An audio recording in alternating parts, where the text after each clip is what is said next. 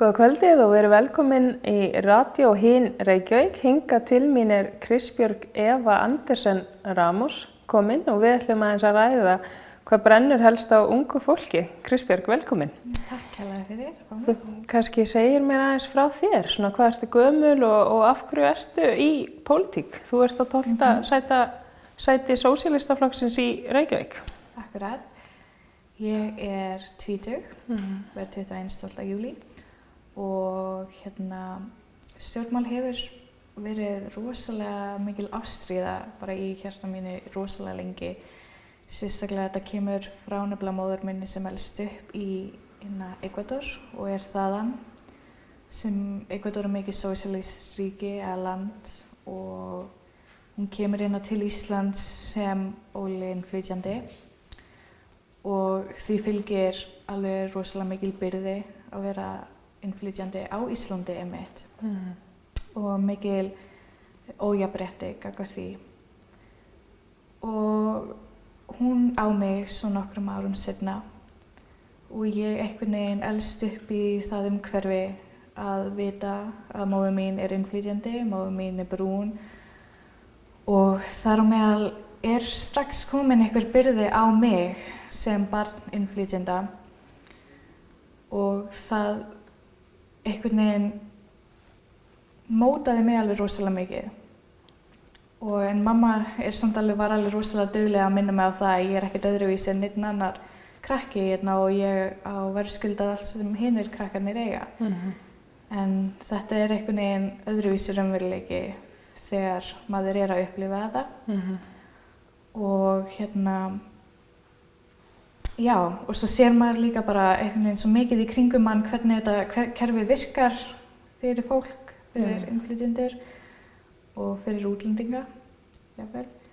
Og svo einhvern veginn upp úr því þegar maður kynnir svona óréttlæti þá bara það sárt að finna fyrir þessu, maður vill breyta þessu, maður vill gera eitthvað í þessu og það ennþá meira ástæða til að vilja breyta þessu kerfi þegar maður að upplifa þetta kerfi á þennan hátt sem hann virkar. Já. Einmitt það, bróðir minn kemur líka einnig hingað til Íslands frá Ekvador sem betur fer fékk hann að fara í skóla íslensku rosalega vel en samt sem áður eru miklu fordómar í kringum það að vera innflytjandi á Íslandi og ekki aðeins kynþáttafordómar, það líka svona efnahagslegir fordómar. Maður einhvern veginn þetta fólk gat séð að maður var efnaminni og það virtist vera svona gott target hjá fólki og já, það einmitt það. Þannig að þú myndir segja að innflytjendur mæta þeir erfiðleikum hér á Íslandi eða það misjafnt eftir hvaðan þú kemur eða hvernig svona staða innflytjenda á Íslandi? Sko, það ákveðin forréttindi að búa á Íslandi en við megum ekki misskilja það að allir hafa það gott á Íslandi. Það ekki raunveruleikinn fyrir marga. Auðvitað viljum við hugsa að þetta sé rosalega gott land og heldur vel utan sitt fólk. En það rosalega auðvelt fyrir ákveðna hópa að gleymast í þessu samfélagi þegar þau fá ekki það aðstoð sem þau virkilega þurfa að halda. Það með talið sálfræðiaðstoð fyrir fólk sem að koma frá mögulega stríðshrjáðu landi eða úr einhverjum vandamálum yfir hingað. Já. Það að koma úr sárafátækt yfir í öðruvísi fátækt og það þarf að styrkja þetta fólk rosalega vel. Það þarf að halda betur utan það jafnvel en það verið að gera. Já, já. Og þannig ég myndi segja að það þyrfti bara rosalega mikið að efla samstöðu fyrir innflytjendur og gefa þeim það tækifæri og sérstaklega upplýsa þetta fólk.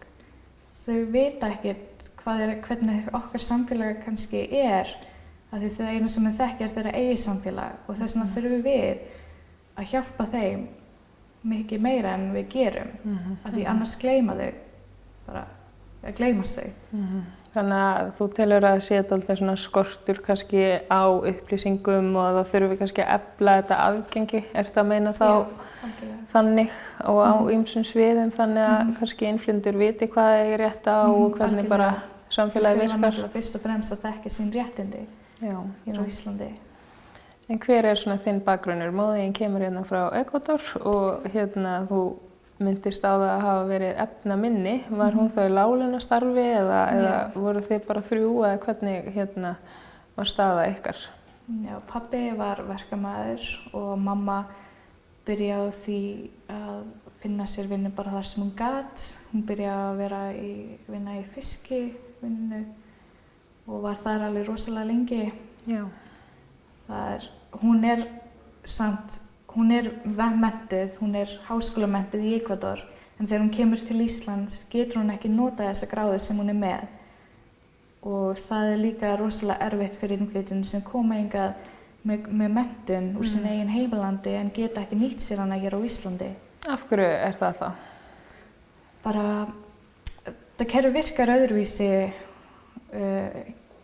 tengt þessu einmitt. Mamma mín er útskrifaður sem kennari í Ekvador en hún getur ekki kennt hérna á Íslandi af því það eru ákveðnir staðlar sem þú þarft að vera með í huga og þetta er bara allt öðruvísi hérna á Íslandi en ég held að þetta sé einmitt þannig bara í flestum löndum eins og ég hef heyrt sögur að innflytjendur sem koma til Íslands eru kannski með læknisgráðu en get ekki nota það og enda því bara að vera í láglaunastarfi á Íslandi. Að menntunin sé einmitt ekki metin. Já, hún er ekki metin inn á Íslandi eins og hún ætti kannski að vera. Já, einmitt. Sem er alveg rosalega sorglegur sannleikur. En hvað brennir svona helst á ungu fólki í dag? Hvað er svona helsta hindrun kannski fyrir þig sem ung manneskja núna? Ég meina, ertu í námi eða ertu í starfi eða hvernig svona, af hverju fer ung kona í rauninni í pólitík og hverju vill hún breyta? Það er margt sem hægt að breyta, margt sem hægt að gera gott í þessu samfélagi. Algjör heiður að fá að vera í þessari stöðu sem ég er í núna og fá að geta haft tækifæri til þess að breyta einhverju. En sem ung kona í þessu samfélagi, það brennir mest í mínu hjarta er til dæmis húsnæðismálin. Það er rosalega sorglegt að geta ekki hugsað sér fram á að eiga sitt eigið húsnæði. Kannski í alveg mörg ár getur maður ekki fengið möguleika á að kaupa sér eitthvað húsnæði. En sem sagt, ég er í Háskóla Íslands og er að læra stjórnmálafræði og var að klára mitt fyrsta ár núna. Og ég er einmitt að sækja stúdentaíbúð en sá listi gæti alveg eins verið endalaus fyrir mér og fyrir marga aðra nemendur sem vilja fá stúdentaíbúð og það er kannski það eina sem þau geta gert á þessum tímapunkti sem svona ungt fólk. Það er enginn að fara á þennan leigumarkað í þessu ástandi sem hann er núna. Nei. Og líka það að fólk er ekki kannski að fá þessar stúdentaíbúðir bara til þess að vilja ekki búa hjá foreldrum sínum eða eitthvað svona. Það er margt sem býr í þessum ákvörðunum sem ungt fólk tekur. Eins og bara fjölskyldulífið, bara andleg heilsa. Sálfræðiskostnaður er svo rosalega mikill hérna á Íslandi. Fólk getur ekki farið í það ef það á bara ekki pening fyrir því. Og það er ekkert að fá styrki frá foreldrum sínum eða neitt svona því þau eru kannski að vinna bara til þess að sjá fyrir sér og sínum. Þannig það er rosalega margt sem býr á bakvið ákvarðanir að vilja fara í sitt eigið heimili og eiga sitt eigið heimili eða sitt húsnæði. Og það er svo mikið vandamál fyrir ungt fólk núna að það geti ekki fundið sitt eigið húsnæði. Það er bara svo dýrt. Þetta hafa verið bara, það er svo erfitt að lýsa sig, þetta er svo erfitt að trúa þess að svona er staðan í dag fyrir ungt fólk. Þannig að það er erfitt fyrir ungt fólk sem að kemur þá kannski frá svona efnaminni fjölskyldum að rauninni finna sér þá íbúð til að búa á og Þetta er málefnin sem að þarf að leysa, en hvernig eru vinir þínir í kringum þig að taka í það og sért í frambúði og hérna? Já, þeim finnst það alveg frábært, en þau hafa ekki mikinn áhuga á stjórnmálum, alveg nokkrið þeirra, en þau peka sér ekkert svakalega upp við því að ég sé að gera þetta einmitt núna. Þau finnst það auðvitað rosalega flott hjá mér og styðja alveg rosalega mikið, og mér finnst líka rosalega gott að geta hlustað á þeirra skoðanir. Því auðvitað höfum við öll skoðanir á því hvernig samfélag á að virka, og einmitt það bara að vinir mínir hafa líka alveg lent í rosalega miklu ójafnrétti tengt bara hvernig kerfið virkar, og þess vegna að gefa manni ennþá meira ástæðu fyrir að vilja berjast fyrir þjóðinni eða fyrir fólkinu.